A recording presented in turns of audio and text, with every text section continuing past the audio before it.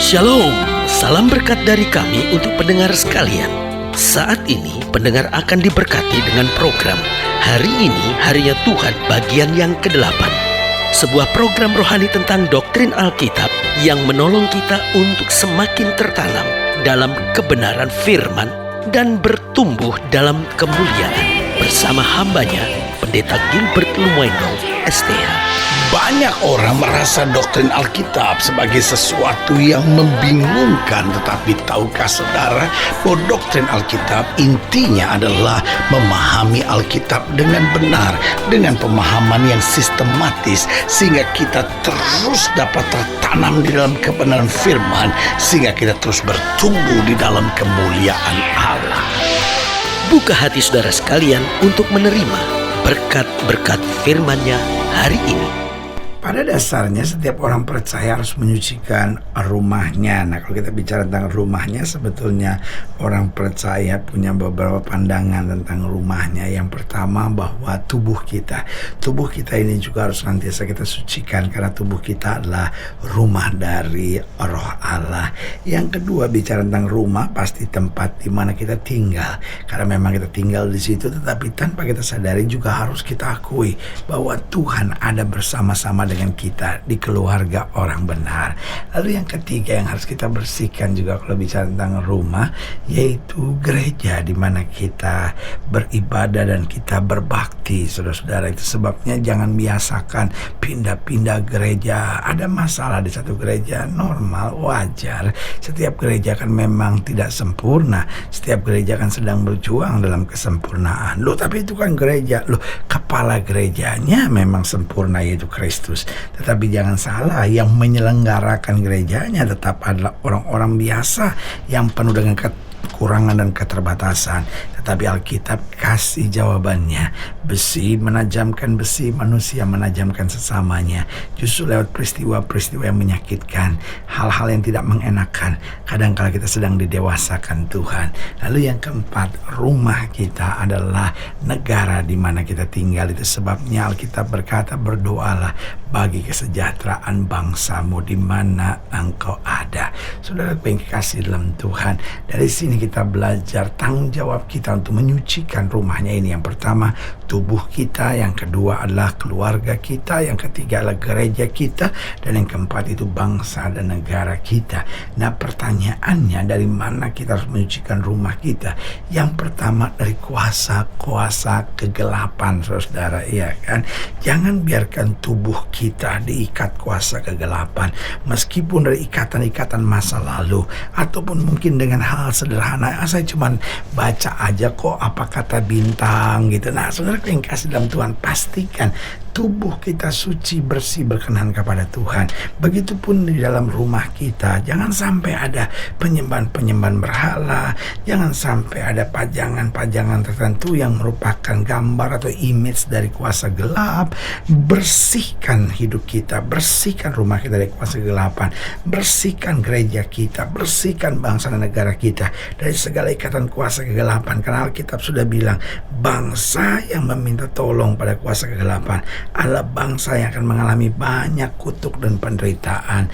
Nah, saya khawatir bangsa kita terlalu banyak bermain dengan kuasa kegelapan, terlalu banyak pejabat yang senangnya pergi ke kuburan-kuburan, terlalu banyak jenderal yang pegang-pegang jimat, terlalu banyak penguasa negeri yang lebih sering berhubungan dengan penasihat-penasihat spiritual yang notabene sebetulnya adalah dukun, memakai istilah modern, saudara-saudara. Dan karena itu begitu banyak malapetaka, mara bahaya yang ada. Orang percaya jangan putus asa, tetap berdoa, hancurkan kuasa kegelapan di bangsa ini. Pasti ada mujizat dan kemenangan dalam kemuliaan Tuhan. Jadi yang pertama, setiap orang percaya harus menyucikan rumahnya dari kuasa kegelapan. Yang kedua, dari kekerasan dan kekasaran. Sudah terlampau lama kita sebut diri kita anak Tuhan, tapi mulut kita kasar, kita gampang sekali memaki, kita gampang sekali mengucapkan kata-kata yang sangat menyakitkan. Begitupun pun dalam keluarga kita, bahkan kadang-kadang dalam gereja satu menyerang gereja lain, hamba Tuhan satu sikat hamba Tuhan yang lain, dan akibatnya di negara juga kekerasan, kekasaran mulai terjadi di mana-mana. Sebagai hamba Allah, saya mau ingatkan, bersihkan, sucikan diri kita, keluarga kita, gereja kita, bangsa kita dari kekerasan dan kekasaran itu. Bangsa Indonesia yang tadinya terkenal sebagai bangsa yang ramah telah berubah menjadi bangsa yang penuh dengan amarah, saudara-saudara. Tetapi sebagai hamba Allah selalu saya ingatkan, ada harapan kalau kita mau berbalik dan berseru kepada Tuhan.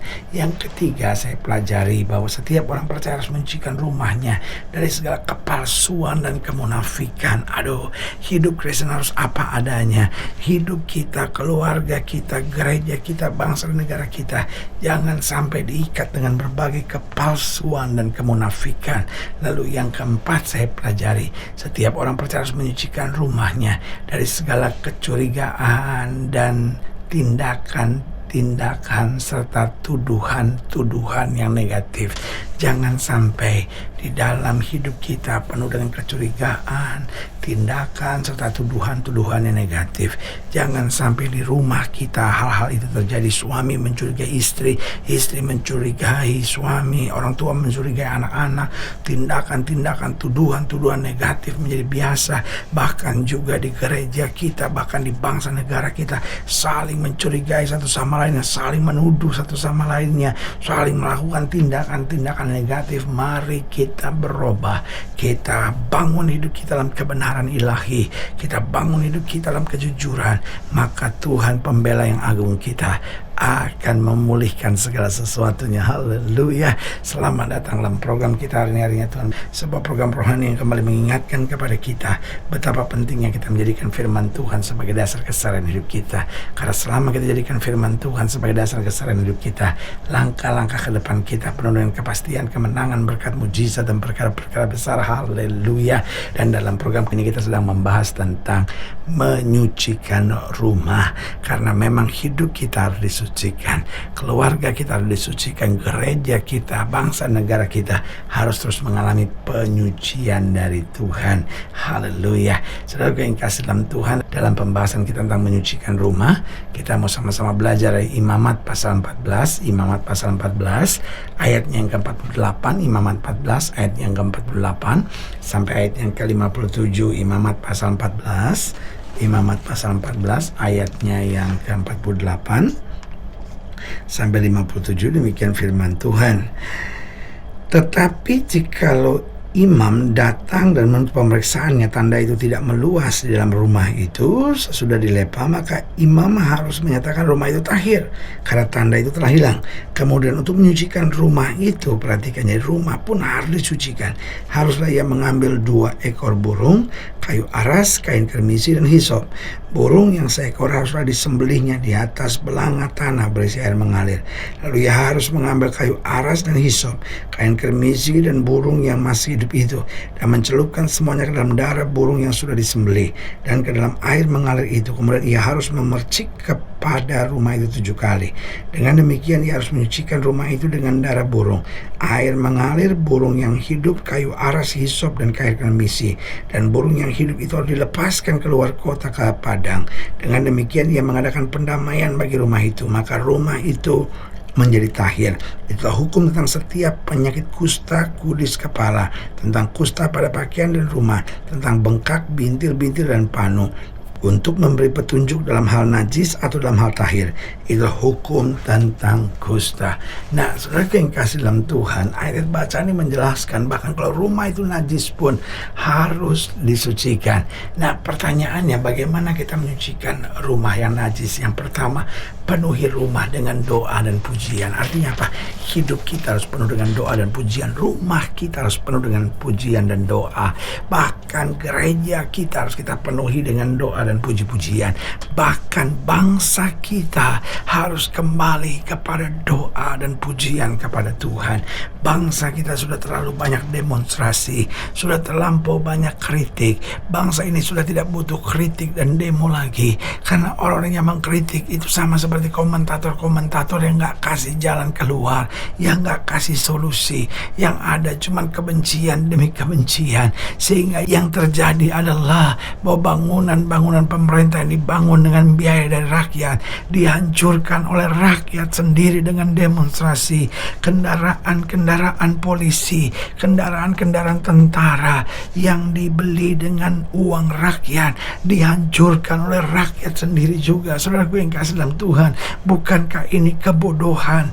Kapan polisi kita mau bekerja kalau setiap hari cuma ngurusin orang-orang demonstrasi? Kapan angkatan kita, tentara kita dapat bekerja kalau seluruhnya hanya ngurusin orang-orang demonstrasi? Kita perlu berdoa syafaat untuk bangsa ini. Bangsa ini memerlukan doa dan pujian, maka pemulihan akan terjadi. Bagaimana menyucikan rumah? Penuhi rumah dengan doa dan pujian. Penuhi rumah dengan kasih dan keterbukaan. Jangan saling mencurigai lagi, jangan saling memberi tuduhan-tuduhan lagi, tetapi ada kasih dan keterbukaan. Lalu penuhi rumah dengan ajaran-ajaran rohani. Buang semua misbelief, dongeng-dongeng, tahayul-tahayul nenek-nenek tua, tetapi hidup kembali dalam ajaran firman. Dan yang keempat, penuhi rumah dengan sukacita sorgawi, karena waktu kita hidup bersukacita, kita akan melihat anugerah Tuhan. Tapi bagaimana kita bisa bersukacita kalau hidup kita penuh dengan ajaran-ajaran tahayul? Tangan gatal, oh mau dapat uang. Mata kedut-kedut, oh ini mau ada tamu, mau ketemu orang jauh. Waduh, ada saja pandangan-pandangan tahayul, dongeng-dongeng nenek tua itu. Tapi sebagai hamba Allah, saya mau ingatkan, mari kita bangkit kembali pada ajaran firman yang betul, maka anugerah Tuhan akan menyertai kita. Bagaimana menyucikan rumah, hidup kita, keluarga kita, gereja kita, negara kita? Yang pertama, penuhi dengan doa dan pujian. Yang kedua, isi dengan kasih dan keterbukaan. Yang ketiga, penuhi dengan ajaran-ajaran rohani. Dan yang keempat, selalu hidup dalam sukacita sorgawi. Haleluya. Saudaraku yang kasih dalam Tuhan, jika saudara yang dilayani lebih jauh, hubungi kami melalui telepon, hubungi kami melalui surat, kunjungi website kami, karena kami ada untuk membawa Bapak Ibu saudara senantiasa lebih dekat pada Tuhan dan mengalami kasih kuasa mujizat yang luar biasa. Haleluya. Secara khusus melalui program ini juga saya mau berdoa buat siapa yang sakit, siapa yang berbeban berat, karena saya percaya bahwa bagi Allah tidak ada perkara yang mustahil. Nah, saudara yang didoakan secara khusus, boleh taruh tangan kanan saudara di dada dan kita akan berdoa. Mari kita berdoa. Bapa, dalam nama Yesus, hamba doa buat yang sakit, hamba doa buat yang berbeban berat, hamba doa untuk setiap mereka yang sedang menghadapi masa-masa yang sukar, karena hamba percaya bahwa bagi Allah tidak ada perkara yang mustahil. Bapa, hamba berdoa di dalam nama Yesus, Tuhan jamah, yang sakit Tuhan sembuhkan, yang lemah Tuhan kuatkan, yang susah Tuhan hiburkan, yang jatuh Tuhan angkat, sehingga hari-hari yang penuh kemenangan boleh berlaku. Secara khusus hamba doa buat mereka yang taruh tangan kanan yang di dada, di dalam nama Yesus, anugerah kasih karunia kuasa berkat Tuhan yang sempurna boleh terus terjadi dalam kehidupannya. Bahkan mereka yang taruh tangan kanan dada, sucikan hidup kami, sucikan keluarga kami, gereja kami, dan juga untuk bangsa dan negara kami. Di dalam nama Yesus kami berdoa. Haleluya. Amin. Saudara gue yang kasih dalam Tuhan, kita sudah berdoa. Ingat, Allah tidak pernah lalai menepati janjinya. Inilah saatnya buat kita untuk bangkit bersemangat, bersuka cita dalam menghadapi segala perkara. Karena kita tahu Yesus hidup, Yesus berkuasa, dan selalu menyediakan terbaik buat anak-anaknya. Doa saya menyertai saudara. Sampai berjumpa pada program berikut, dan jangan lupa, jadikan hari ini harinya Tuhan. Haleluya.